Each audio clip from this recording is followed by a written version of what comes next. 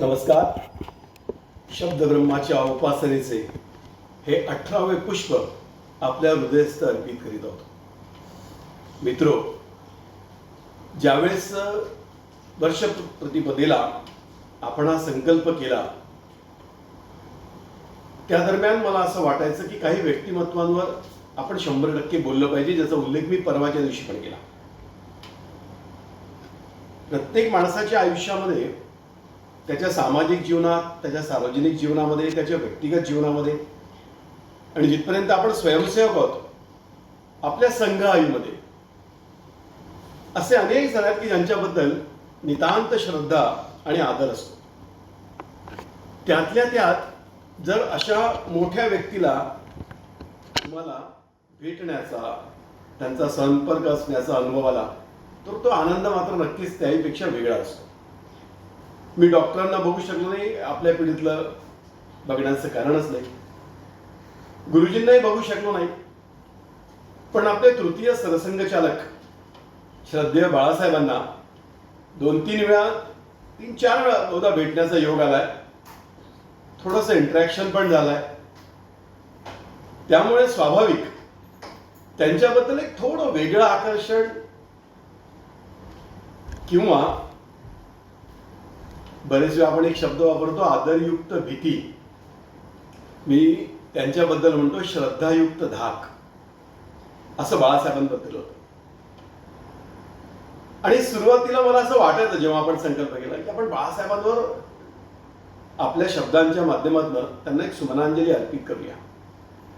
आणि जेव्हा हा मनात विचार आला आणि आपण ठरवलं, ते मांडण्यासाठी एखादा योग जुळून यावा, हा आनंद वेगळा असतो. मित्रो, आजचा दिवस दोन्ही अर्थाने, म्हणजे 11 मार्च म्हणून आणि क्रांतीसूर्य महात्मा ज्योतिबा फुले यांचा जन्मदिवस म्हणून, दोन्ही अर्थाने बाळासाहेबांच्या जीवनामध्ये खूप वेगळा आशय देणारे आहेत. आपल्याला कल्पना आहे आणि आपण लहानपणी वाचलं की विद्येविना मती गेली, मतीविना नीती गेली, नीतीविना गती गेली, गतीविना वित्त गेले, वित्ताविना क्षुद्र खचले, इतके अनर्थ एका विद्येने केले. असा संदेश देणारे क्रांतीसूर्य महात्मा ज्योतिबा फुले यांचा जन्मदिवस. आपल्याला कल्पना आहे की छत्रपती शाहू महाराज, राजाराम मोहन राय, केशवचंद्र, ईश्वरचंद्र विद्यासागर, स्वामी दयानंद, स्वामी हंसराज, श्रद्धानंदजी, केरळातले नारायण गुरु, बाबासाहेब, अशी मोठी शृंखला भारतवर्षामध्ये आहे की ज्यांनी सामाजिक क्रांतीचा लढा दिला. पण त्यामध्ये, त्या समाज सुधारकांमध्ये महात्मा ज्योतिबा फुले अग्रणी आहेत. मी जेव्हा पुण्यात संघटन मंत्री म्हणून गेलो आणि प्रामुख्याने पुण्यात शहरात प्रवास करायला लागलो, तेव्हा बुधवार पेठेमध्ये, रास्ताप पेठेमध्ये, वेताळ पेठेमध्ये त्यावेळेसचे माझ्यासोबतचे भाजपचे कार्यकर्ते, संघाचे स्वयंसेवक सांगायचे की इथे महात्मा ज्योतिबा फुलेंनी पहिली शाळा काढली. 1848ला पहिली शाळा काढल्यानंतर ती शाळा बंद पडली, लोकांनी बंद पाडली. पण जिद्द जबरदस्त, श्रद्धा, कमिटमेंट जबरदस्त, ती पहिली शाळा पुन्हा सुरू केली. 1851ला दुसरी शाळा, पुन्हा तिसरी शाळा, 52ला चौथी शाळा. आणि केवळ शाळाच काढत बसले नाही, म्हणजे मुलींच्या शाळा प्रामुख्याने तर काढल्यात, पण त्याबरोबरीने त्यांनी बाल सुधारगृह पण काढलं, ज्याला त्यांनी त्यावेळेस बाल हत्या विरोधक गृह असं नाव दिलं.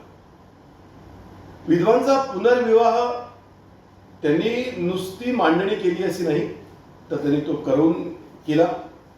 मित्रो, खूप मोठं जीवन चरित्र आहे. मला बरेच वेळा असं वाटतं की अशी काही जीवनचरित्र प्रत्यक्ष पुस्तकातनं वाचल्यावर, त्यांच्याबद्दलची माहिती घेतल्यावर, एखाद्या माऊलीने त्याचं नाव हे का ठेवलं हे लक्षात येतं. ज्योतिबांच्या आईने आणि वडिलांनी त्यांचं नाव ज्योतिबा ठेवलं, कारण त्या एका ज्योतीतून त्यांनी असंख्य ज्योती निर्माण केल्या. आज त्यांच्या जन्मदिनी मी त्यांना विनम्र अभिवादन करतो, त्यांच्या स्मृतीला वंदन करतो आणि त्यांना प्रार्थना करतो की त्यांनी सामाजिक सार्वजनिक जीवनात जगणाऱ्या असंख्य लोकांना आणि आपलं व्यक्तिगत जीवन जगणाऱ्या सुद्धा लोकांना त्यांनी प्रेरणा द्यावी.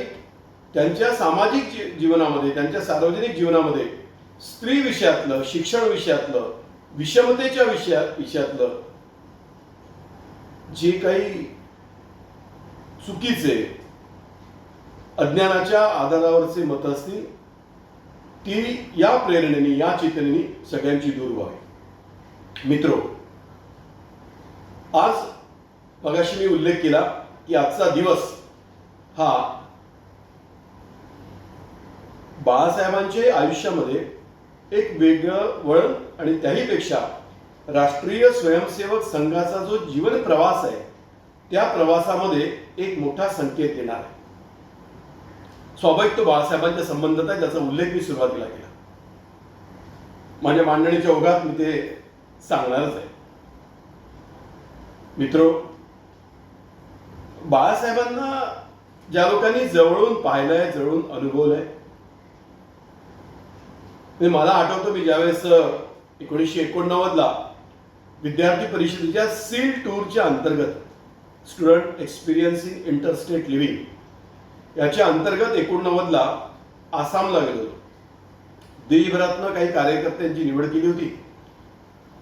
आपल्या आताचे भारतीय जनता पक्षाचे अखिल भारतीय सहसंघटन मंत्री आदरणीय सतीशजी, ते त्यावेळेस विद्यार्थी परिषदेचे पूर्वांचलचं काम बघायचे.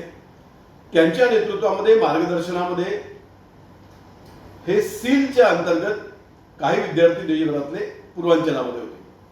वेगवेगळ्या विषयांवर अभ्यास करत होते. आसाम, मिझोराम, नागालँड, मणिपूर, पश्चिम बंगाल, अरुणाचल प्रदेश, सिक्कीम या सगळ्या भागामध्ये. माझ्याकडे बोडो आणि अल्फा एक्स्ट्रीमिस्टचा प्रत्यक्ष फील्डवर जाऊन अभ्यास असा विषय होता. सीलच्या त्या टूरचं नावच ऑन द स्पॉट 89 असं होतं. आणि मी जेव्हा परत आलो त्यावेळेस नागपुरातल्या तरुण भारतामध्ये त्याच्यावर एक लेख लिहिला होता. तो लेख छापून आल्यानंतर बहुधा एक 15-20 दिवसांनी, कदाचित असेल महिन्याभराने, मी काही कारणाच्या निमित्ताने महालच्या संघ कार्यालयात गेलो होतो. श्रद्धेय बाळासाहेब होते आणि मी वरती, ते वरच्या फ्लोअरला होते, मी वरती गेलो. स्वयंसेवक गिरगिरे फक्त नमस्कार करायला. मी त्यांना नमस्कार केला आणि मला अत्यंत आनंद झाला. ते म्हटलं, वाचलं तुझं? टिपिकल वैदर्भी स्टाईल होती. म्हणजे वाचलं तुझं? म्हटलं हो बाळासाहेब. मग गेलं पाहिजे ना काम करायला. वाचलं तुझं याच्यातनं एखाद्या स्वयंसेवकाचं कौतुक करणं, पण खूपच छान लिहिलं, काय करू, पण गेलं पाहिजे ना काम करायला. तेव्हा आपण जो विचार करतो, लिहितो, ते आपण कृतीत आणतो का, हा एका अर्थाने संदेश. मी म्हणलं सुद्धा, मला जबाबदारी दिली तर मी नक्की जाईन. पण बाळासाहेब असे प्रत्यक्ष ज्या ज्या लोकांना भावले ना, भेटलेत ना, त्यांच्याबद्दलची श्रद्धा तृतीय सरसंघचालक होतेच. त्याच्यामुळे स्वाभाविकपणे असंख्य स्वयंसेवकांची श्रद्धा होतीच. पण बाळासाहेब किती पक्के होते असं जाणवायचं. असे बाळासाहेब राष्ट्रीय स्वयंसेवक संघाच्या संपर्कामध्ये आले. मी परवाच्या दिवशी युट्यूबवरती त्यांच्याबद्दलची एक बायोग्राफी कोणीतरी एकाने लिहिलेली आहे. त्यात ते असं म्हणतात की लहानपणी ते एका मैदानाच्या बाजूला उभे होते आणि संघस्थान होतं आणि काही तरुण मुलं खेळत होते. आणि त्यांनी म्हटलं की तुम्ही लहान मुलांना का नाही घेत? तो म्हटलं तू घेऊन ये ना. घेऊ की.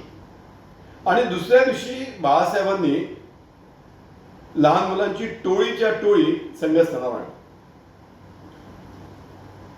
मित्र, अशा बाळासाहेबांचा जन्म 11 डिसेंबर 1915 झालाय आणि 11 मार्च 1994 आजचा दिवस, या दिवशी त्यांनी सरसंघ चालक या जबाबदारीतनं मुक्तता पावली. पत्र दिलं.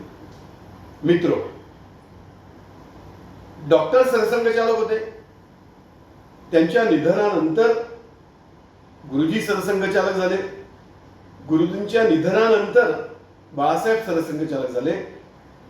पण आपण जबाबदारीला न्याय देऊ शकत नाही अशी जाणीव झाल्यानंतर विश्वातल्या सगळ्यात मोठ्या स्वयंसेवी संघटनेचं सर्वोच्च पद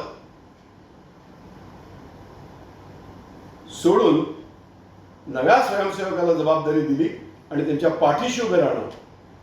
संघाचा अभ्यास जर आपण सगळ्यांनी केला तर आपल्या लक्षात येईल की असंख्य प्रयोग संघाने आणि संघातल्या लोकांनी, शीर्षस्थ लोकांनी आपल्या कृतीतनं केले आणि संघटनेला आणि समाजाला वेगवेगळे योग्य ते संकेत दिले, संस्कार दिला. डॉक्टरांनी त्यावेळेस कुश पथक नावाचं एक पथक तयार केलं होतं, प्रामुख्याने बाल स्वयंसेवकांचं. आणि आपल्या लक्षात असं येईल की बाळासाहेब त्या कुश पथकामध्ये होते. त्या कुश पथकातल्या अनेक स्वयंसेवकांनी पुढे जाऊन राष्ट्रीय स्वयंसेवक संघाचं आणि संघाचा विचार अन्यान्य क्षेत्रात पोहोचवण्याचं अभूतपूर्व पवित्र आणि ईश्वरी कार्य केलं आहे. आपल्या सगळ्यांना कल्पना आहे की संघामध्ये असं एकदम मोठं होता येत नाही. रगडून मोठं करतात स्वयंसेवक, गटनायक, शिक्षक. हळूहळू प्रवास त्याचा होतो. असं म्हणतात की पहिल्यांदा ज्यावेळेस बाळासाहेब आले, त्यांच्या समोरचं जे संघस्थान होतं, ज्या लोकांना नागपूर माहिती आहे, मी नागपूरचा आहे, मला कल्पना, आम्ही नागपूरचे इन्फॉर्मल बोलण्यामध्ये दोन भाग करतो. एक पुलाच्या तिकडला आणि पुलाच्या इकडला. ते पुलाच्या आत होते, तिकडे होते. हे जुनं नागपूर आहे. त्यामुळे स्वाभाविकपणे त्या भागामध्ये ज्याला तथाकथित दलित, बहुजन समाज असा वर्ग मोठ्या प्रमाणामध्ये होता, त्यांच्याशी इंटरॅक्शन बाळासाहेबांचं फार मोठ्या प्रमाणात होतं. ते कबड्डी अप्रतिम खेळायचे. आणि असा प्रवास करत करत बाळासाहेब नागपूरचे कार्यवाह झाले. बाळासाहेबांचं सगळ्यात मोठं वैशिष्ट्य काय, त्या काळात ज्यावेळेस ते महानगराचे कार्यवाह झाले त्यावेळेस महानगर कार्यवाह म्हणून प्रामुख्याने कार्यकर्त्यांची ओळख करणं, त्यांना समजून घेणं, कार्यकर्त्याचं नीट असेसमेंट करणं, ज्याला खरा शब्द आहे पारख करणं, अशी पारख करणं आणि पारख करून त्यांना वेगवेगळ्या जबाबदाऱ्या देणं. कारण नागपूर हे संघाचं मुख्य केंद्र असल्यामुळे स्वाभाविकपणे तिथे वेगवेगळ्या अखिल भारतीय स्तरावरच्या बैठका, कार्यक्रमाचं आयोजन असायचं. त्यामुळे नियोजन, त्याचं क्रियान्वयन आणि त्याच्यातलं यश यात बाळासाहेबांचा हातखंडा होता. अगदी सुरुवातीचा जो संघाचा प्रवास आहे, त्या प्रवासामध्ये देशभरामध्ये आणि नंतर जगभरामध्ये जे संघाचं काम उभं केलं ते प्रामुख्याने नागपुरातून बाहेर पडलेल्या संघाच्या प्रचारकांनी केलं. प्रचंड मोठं ऊर्जा केंद्र होतं. त्यामुळे नागपूरमधून प्रचारक निघणे, प्रचारक काढणे ही मोठी जबाबदारी बाळासाहेबांवर असायची. आणि तेवढीच नसायची. एखादा प्रचारक 5 वर्ष, 6 वर्ष, 7 वर्ष थांबल्यानंतर जेव्हा परत यायचा तेव्हा त्याच्या आयुष्याची काळजी पण बाळासाहेब करायचे. एखादा प्रचारक घरून गेल्यानंतर त्याच्या घराकडे पालक म्हणून लक्ष देण्याचं काम पण बाळासाहेब करायचे. त्यांच्या घराची जबाबदारी पण घ्यायची. 1939ला डॉक्टरांनी गुरुजींना कलकत्त्याला पाठवलं. बरेच वेळा असं वाटतं, आणि मी दत्तोपंतांचं परवा भाषण ऐकत होतो, ते असं म्हणाले की डॉक्टरांच्या मनामध्ये बाळासाहेब आणि गुरुजी असं काहीतरी इक्वेशन होतं. आणि त्यामुळे गुरुजींना ज्यावेळेस कलकत्त्याला पाठवलं त्यानंतर लगेच बाळासाहेबांना त्यांचं सहकारी म्हणून कलकत्त्याला पाठवलं. डॉक्टर गेल्यानंतर गुरुजी सरसंघचालक झाले. काही कारणास्तव बाळासाहेबांना परत यावं लागलं आणि बाळासाहेब नागपूर महानगर कार्यवाह झाले. त्यानंतर ते सहसरकार्यवाह झाले, नंतर सरकार्यवाह झाले. बरेच वेळा असा एक उल्लेख आहे, आणि मी जेवढं वाचत आलो त्यात प्रत्येकाने याचा उल्लेख केलाय की गुरुजी असं म्हणायचे की ज्यांनी डॉक्टरांना बघितलं नाही त्यांनी बाळासाहेबांना बघितलं की लक्षात येईल डॉक्टर कसे होते. गुरुजींचं आणि बाळासाहेबांचं नातं खूपच वेगळं होतं. एक वर्णन असं आहे की एक वेळेस बग्गीमध्ये गुरुजी बसले होते आणि गर्दी होती आणि बाळासाहेब समोरची गर्दी बाजूला सरकत समोर चालले होते. गुरुजी म्हणाले, असली सरसंघचालक तर समोर धावतोय, नकली सरसंघचालक आतमध्ये बसलाय. गुरुजी बरेच वेळा मिस्किलपणे असे विनोद करायचे, पण या विनोदामध्ये सुद्धा नात्याची एक झाक होती. मित्रो, एका ठिकाणी तर गुरुजी असं म्हणाले की संघाच्या कार्यपद्धतीमध्ये आणि संघाच्या रचनेमध्ये एकच सरसंघचालक करावा लागतो. दोन जर करण्याची मुभा असते ना तर तुम्हाला माहिती आहे की कोण सरसंघचालक झालं असतं. त्यांच्या मासिक श्राद्धाला ज्यावेळेस बाळासाहेबांनी पदभार स्वीकारला त्यात बाळासाहेब म्हणाले होते की under the divine leadership of Guruji I was functioning as a manager. मित्रो, बाळासाहेबांचं जर समजा सरसंघचालक पदानंतरचं कंप्लीट संघ जीवन बघितलं तर हा स्वतंत्र, अक्षरशः स्वतंत्र, केवळ भाषणाचा विषय नाही तर अभ्यासाचा विषय. अशी मांडणी खूप लोक करतात की ज्यावेळेस संघ जन्माला आला त्याच वेळेस त्या एनर्जीमध्ये समाजातल्या सगळ्या विभिन्न अंगांना स्पर्श करून त्यांना भारतीय जीवन दर्शनाच्या आधारावर उभं करणं हे लपलेलं होतं, हे ठासून धरलं होतं, त्या एनर्जीमध्ये ते होतं. पण जसं जसं संघ विकसित होत गेला त्यावेळेसच्या नेतृत्वाने तसे तसे प्रयोग केले. गुरुजींनी ज्यावेळेस गुरुजी होते त्यावेळेस त्यांनी गोरक्षावर थ्रस्ट दिला होता. पण मुळात डॉक्टरांनी ज्यावेळेस संघ सुरू केला त्यावेळेस या सगळ्या गोष्टीची बीज लपलेली होती, ज्याला आदरणीय Dattopantji it's a process of progressive unfoldment असं म्हणतात. मुळात आहेच ते हळूहळू उकलत जाणार आहे. गुरुजींच्या वेळेस तर असं होतं की गुरुजींनी कल्पना करायची आणि बाळासाहेबांनी ती प्रत्यक्षात उतरवण्याचं प्लॅनिंग करायचं. वनवासी कल्याण आश्रमाचं काम हे अखिल भारतीय स्तरावर आणि देशाच्या कानाकोपऱ्याच्या वनवासी भागामध्ये गेलं पाहिजे.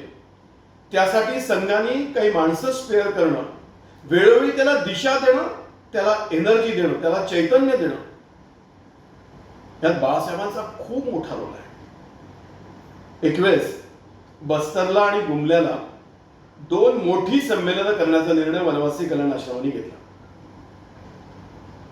त्याच वनवासी कल्याण आश्रमाचं काम वाढत चाललं होतं.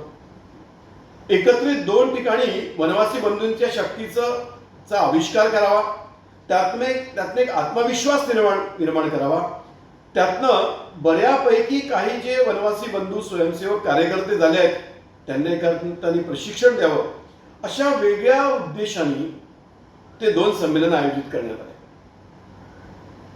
मित्रो, त्यावेळेस बाळासाहेबांची तब्येत ठीक नव्हती, आजारी होती. पण बाळासाहेबांचं वनवासी अशा विषयासंबंधातला जो ओढा होता तो इतका जबरदस्त होता की तब्येत ठीक नसताना सुद्धा बस्तर आणि गुमल्याला बाळासाहेब स्वतः गेले. स्वाभाविकच सरसंघचालकांच्या येण्याने सगळ्या वनवासी बंधूंमध्ये एक चैतन्याचं वातावरण निर्माण झालं. इतकी स्ट्रॉंग कमिटमेंट प्रामुख्याने वनवासी, दुर्लक्षित अशा लोकांमध्ये बाळासाहेबांमध्ये होती. मित्रो, राष्ट्रीय स्वयंसेवक संघाच्या प्रवासामध्ये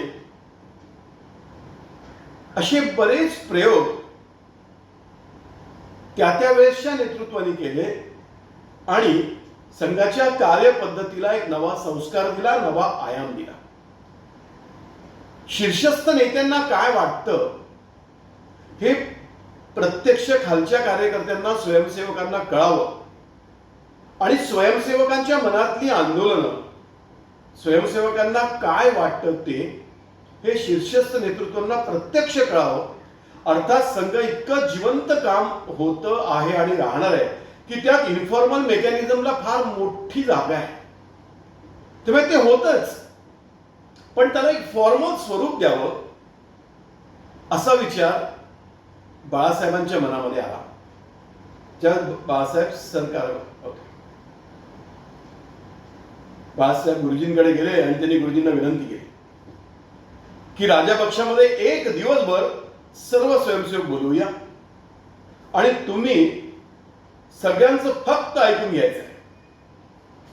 मित्रो, हा प्रयोग राष्ट्रीय स्वयंसेवक संघाच्या विराट होण्यामधला प्रयोगाचा अभूतपूर्व प्रयोग होता, ज्यांनी संघाला टू वे कम्युनिकेशन, फॉर्मल कम्युनिकेशनचा संस्कार दिला. आणि असं म्हणतात की गुरुजी दिवसभर राजा पक्षामध्ये सगळ्या स्वयंसेवकांचं ऐकत होते. केवळ इथेच थांबले नाहीत, त्या संबंधातली विस्तृत योजनेची, याला एक विस्तृत योजनेचं स्वरूप दिलं पाहिजे म्हणून सिंधीला जिल्हा प्रचारकांच्या वर्गामध्ये हा प्रयोग केला, इंदोरच्या विभाग प्रचारकांच्या वर्गात हा प्रयोग केला आणि नोव्हेंबर 72ला ठाण्याच्या वर्गात हा प्रयोग केला. आणि तेव्हापासून एखादी गोष्ट आपण विचार परिवारात काम करणाऱ्या लोकांना स्वाभाविक वाटते, नॉर्मल वाटते, पण तो प्रयोग कोणीतरी मोठ्या व्यक्तीने त्यांच्या अनुभवाच्या आधारावर आणि संघटन सुदृढ झालं पाहिजे यासाठी केला. पण तो आपल्याला आजकाल आपल्या स्वभावामध्ये, आपल्या संघटनेच्या स्वभावामध्ये आलेला आपण सगळे लोक बघतो. बरेच वेळा त्या काळामध्ये एक बुद्धिभेद केला जायचा, तो बरेच जणांनी केला, प्रयत्न केला, पण ते अपयशी ठरले. त्या काळात लोक म्हणायचे गुरुजींचा संघ वेगळा आणि बाळासाहेबांचा संघ वेगळा. पण जे लोक दोघांनी अत्यंत जवळून बघायचे आणि कालाच्या ओघात तर सगळ्यांनाच, की नातं काय दृढ होतं याची कल्पना होती. मित्रो, ज्यावेळेस संघावर बंदी आली गांधी हत्येनंतर,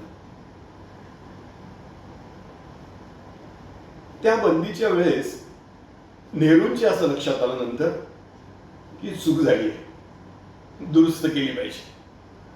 पण प्रधानमंत्री होते, त्यामुळे त्या प्रधानमंत्र्याच्या मानसिकतेत येत नव्हते, पण त्यांच्या लक्षात आलं होतं की ही चूक झाली आहे. म्हणजे मी ते 15 दिवस नावाचं प्रशांत पुळांचं परवा पुस्तक वाचत होतो. पंडित नेहरूंची सभा एक वेळा त्या फाळणीच्या अगोदर,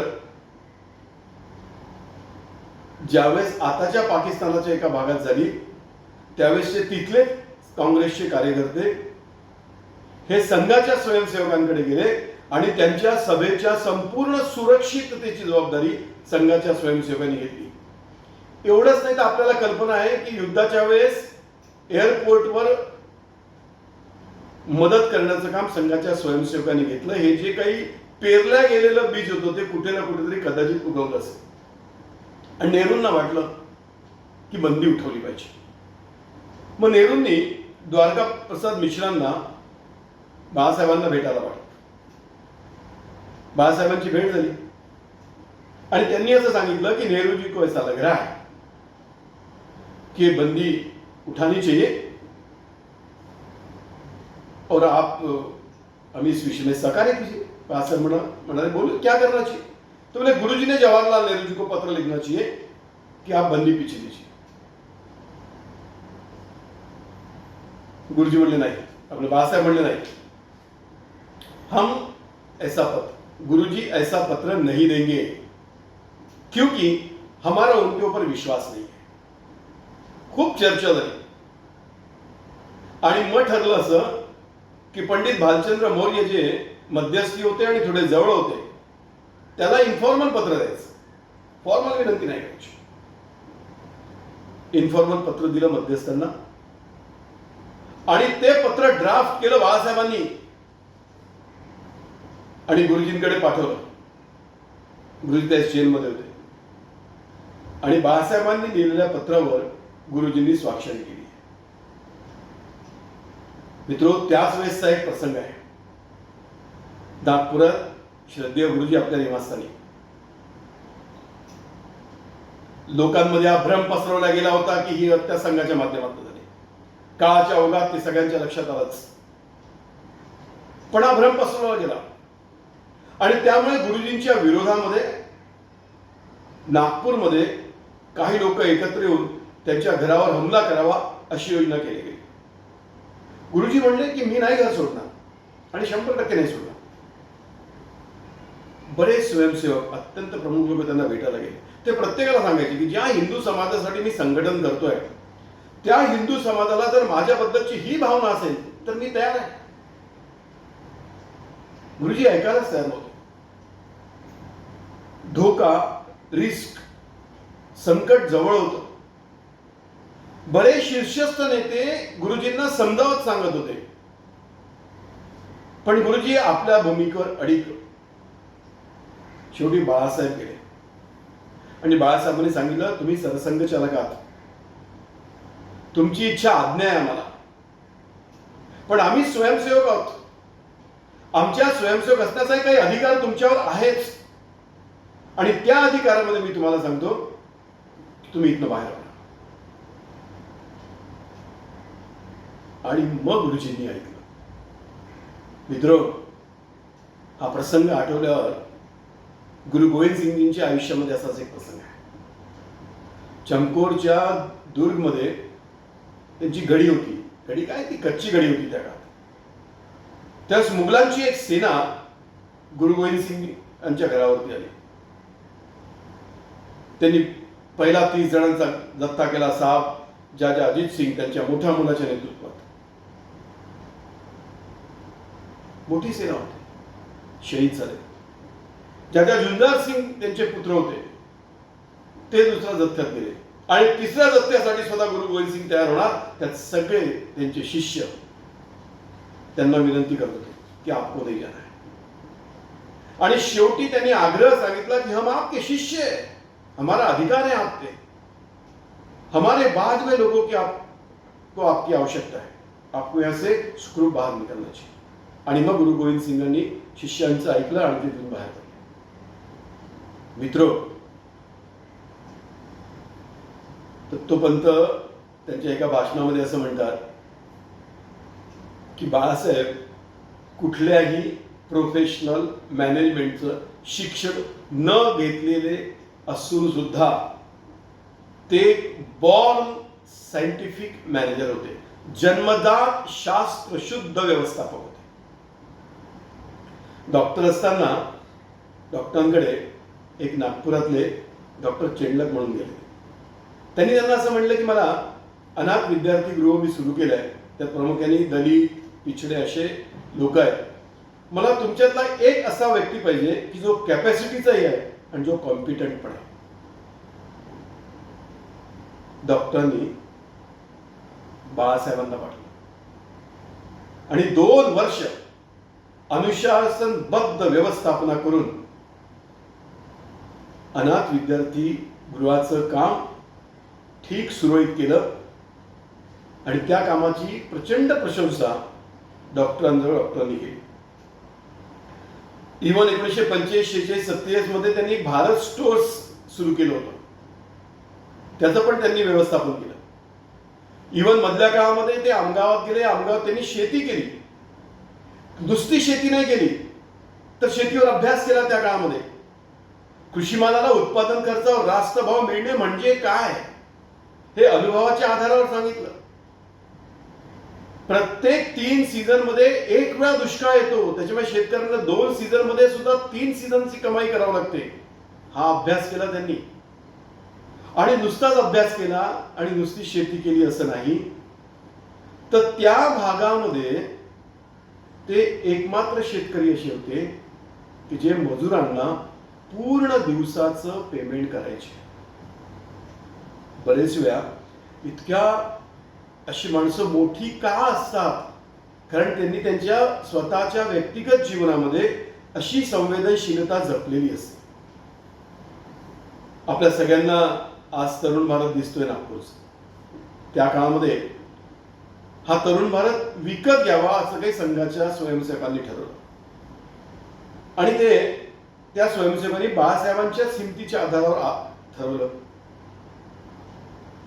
निर्णय झाला आणि तरुण भारत विकत घेतला गेला. मित्र, मी पण एक वर्ष बाळासाहेबांनी विकत घेतलेल्या तरुण भारतामध्ये सब एडिटर म्हणून काम केलं. तरुण भारत ज्यावेळेस विकत घेतलं ना, त्यावेळेस जनरली एखादा मीडिया, एखादी प्रेस ओनरशिप मध्ये शिफ्ट होते तेव्हा जनरली मालक त्याच्या सोयीचं एडिटिंग डिपार्टमेंट आणतं. पहिली गदा ही संपादक ग्रुप पडते. जे लोक मीडियाच्या क्षेत्रात काम करतात त्यांना याची कल्पना आहे. पण बाळासाहेबांनी हे नाही केलं. ज्यावेळेस तरुण भारत घेतला त्यावेळेस कोण होतं तरुण भारतामध्ये? भाऊसाहेब माडखोलकर होते, तात्यासाहेब करकरे होते, के. श्री पटवर्धन होते, गोविंदराव गोखले होते, यशवंतराव शास्त्री होते. सगळे संपादकीय क्षेत्रातले स्टॉलवर्ड्स होते.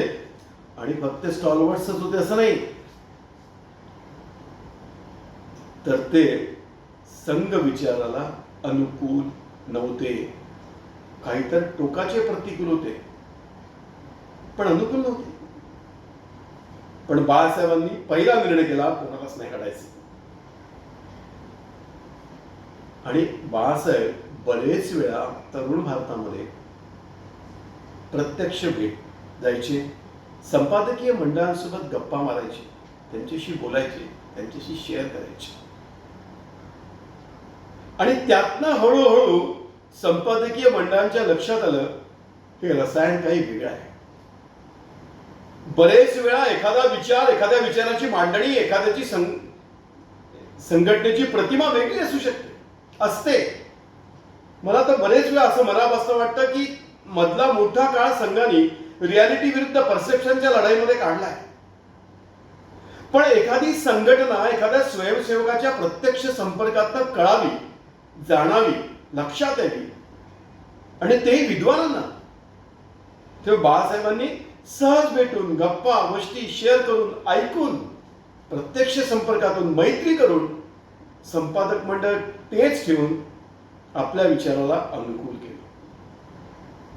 असं म्हणतात की त्या काळामध्ये दिल्लीला सुद्धा मदरलँड नावाचं एक वृत्तपत्र काढण्याचा निर्णय झाला होता. हळूहळू बाळासाहेब मास्टर झाले होते. बाळासाहेबांना ते लोक भेटायला आले आणि त्यांनी सांगितलं की असं असं आम्ही विचार करतोय. बाळासाहेब म्हटले विचार योग्य आहे, पण इसका मॉडेल क्या है? दे वर शॉक.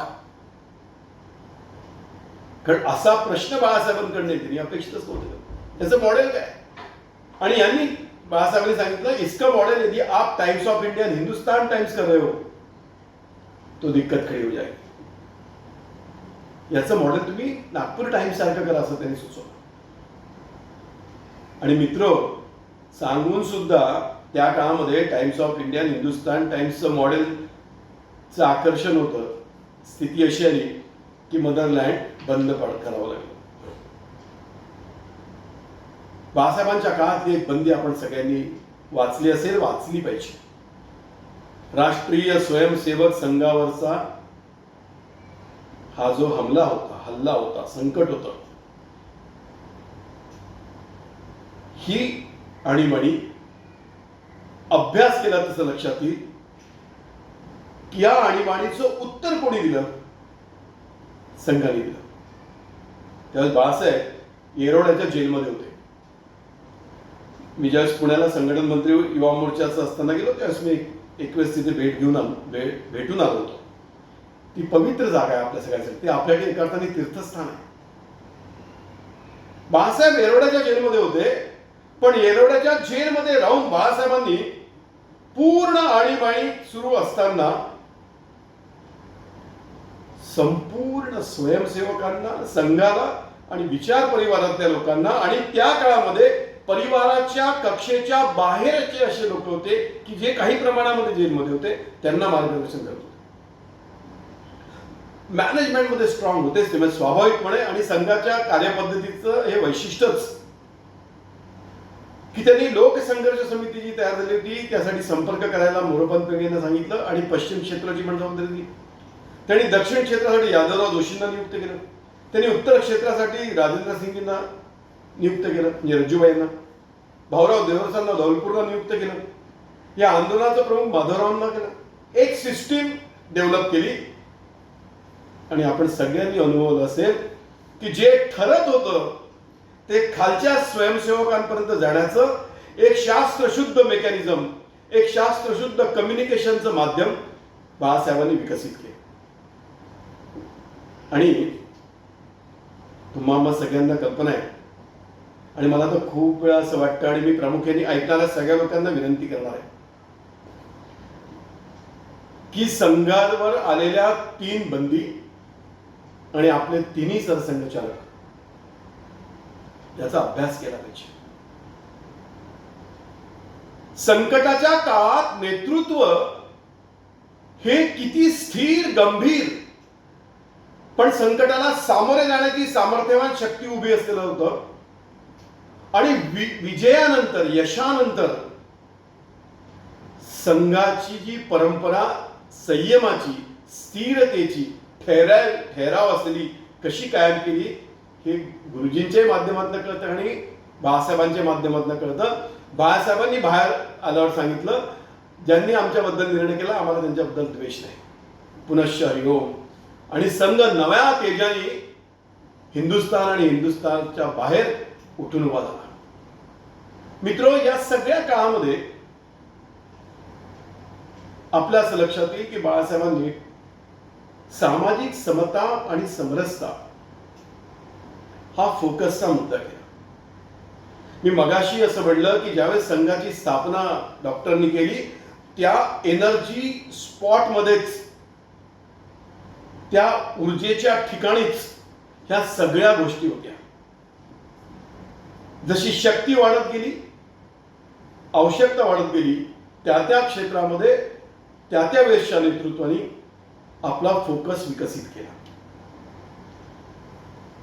जर समजा अत्यंत सोप्या साध्या भाषेत पण अर्थकारणाच्या भाषेत जर सांगायचं झालं तर कॅपिटल इंटरेस्टवरच अधिकाधिक दुकानांची निर्मिती केल्या जाते. दत्तोपंतांनी त्यांच्या भाषणामध्ये फार सुंदर याचं वर्णन केलेलं आहे. आपल्या लक्षात असेल की समता, समरसता हा काही संघाचा आर्टिफिशियल ऍडिशन नाहीये. हा काळाच्या अनुरूप त्यात बाळासाहेबांनी नक्कीच आग्रह धरला, स्पेसिफिक आयाम दिला, आपल्या कार्यपद्धतीमध्ये जोड दिली, कार्यक्रमांची रचना केली, संस्काराचा आग्रह केला. पण संघामध्ये मूळ हे होतच. 7 ऑक्टोबर 1945च्या एका आंतरजातीय विवाहामध्ये, ज्याला नवले करपे विवाह म्हणून तो प्रसिद्ध होता, त्याला महात्मा गांधींचं पत्र आहे, सावरकरांचं पत्र आहे आणि पूजनीय गुरुजींचे पण पत्र आहे. मित्र, आपल्या सगळ्यांना याची कल्पना असेल, कारण त्यावेळेस आम्ही विद्यार्थी परिषदेमध्ये काम करायचो. आरक्षणाचा मुद्दा हा ऐरणीय होता. त्या काळातल्या काही राजकीय पक्षांनी तर पॉप्युलर भूमिका घेऊन आपली संघटना वाढवण्यासाठी दलितांच्या विरोधात भूमिका घेतली. पण आरक्षणाचं वातावरण असताना संघ आणि संघ विचार परिवारांनी आरक्षणाला पूर्ण समर्थन दिलं, तशा प्रकारचे कार्यक्रम केले. त्या विषयात बाळासाहेबांची भूमिका, आग्रह फार मोठा होता. मित्रो, मी हे आवर्जून सांगितलं पाहिजे की आदरणीय बाळासाहेबांच्या जीवनामध्ये काही प्रसंग आहेत की ज्या प्रसंगामध्ये आदरणीय बाळासाहेबांनी ते जेव्हा लहान होते त्यावेळेसचा एक प्रसंग आहे. मित्रो, बाळासाहेबांची आई जी होती ना ती खूप स्ट्रिक्ट होती, खूप पूजापाठ करायची. पण असं म्हणतात की बाळासाहेब एक दिवस लहानपणी आईला असं म्हणाले की माझे जे सगळे मित्र आहेत ना ते कुठल्या समाजाचे मला माहीत नाही, कारण ते त्याच भागात काम करायचे, त्याच भागात राहायचे. पण मी या सगळ्या लोकांना घरी आणून जेवायला घालणार आहे. आणि तुम्हाला आश्चर्य वाटेल की त्यांच्या आईने सुद्धा याला विरोध केला नाही, याला सपोर्ट केला. मित्रो, केवळ एवढंच नाही तर समितीच्या वर्गामध्ये त्या काळामध्ये त्यांनी आंतरजातीय विषय प्रामुख्याने जाऊन मांडलेला आपल्या लक्षात येईल. मित्रो, आजचा दिवस जो मी योगायोगाने का न हो पण मी या विषयासाठी घेतला, याचं कारण माहिती. बाळासाहेब ज्या वेळेस पहिल्या गुरुजींच्या मासिक श्राद्धाला आपलं सरसंघचालकाचं दायित्व पदग्रहणासाठी मंचावर चालले होते, त्यावेळेस ते मंचावर जाण्याच्या पूर्वी त्यांनी पहिलं नमन केलं ते महात्मा ज्योतिबा फुलेंच्या प्रतिमेला केलं.